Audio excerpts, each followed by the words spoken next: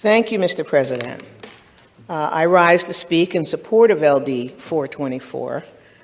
It is, as noted by my committee chair, the Senator from Androscoggin, Senator Rotundo, a common sense current services budget that honors the state of Maine's commitment to our communities and provides local governments with much needed stability.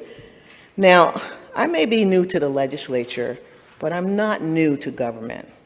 And I think I was in the same room over the last number of weeks with my colleague from Oxford, the good Senator Bennett. And I observed this process very closely. I'm fascinated by the process. This committee went through this entire budget, hundreds of lines, line by line, with both parties. So I may be new to the legislature, but again, I'm not new to government or to public services, and I observed my committee chairs, my committee leadership, go time and time again in the room with my colleagues from the other party to discuss how we could move forward with this current services budget.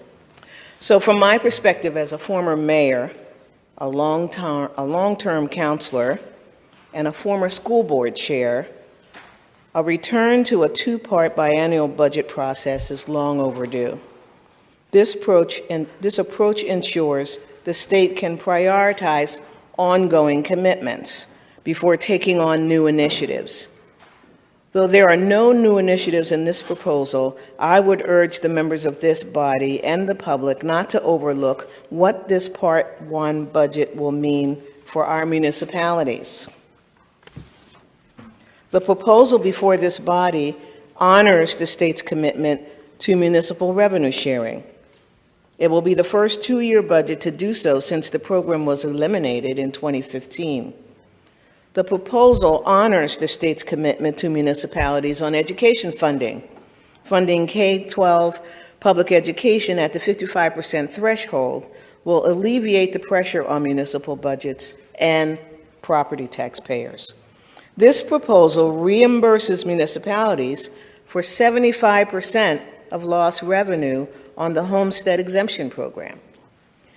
Municipalities are in the process of crafting local budgets as we speak, budgets that are greatly impacted by funding or lack thereof from the state. These local officials deserve to know what to expect in terms of revenue sharing and school funding so they can budget for the upcoming year appropriately and hopefully avoid raising property taxes. Too often, local officials are forced to make these decisions in the dark while the debate plays out in the legislature, or rush to finalize a budget hours before the deadline on July 1st.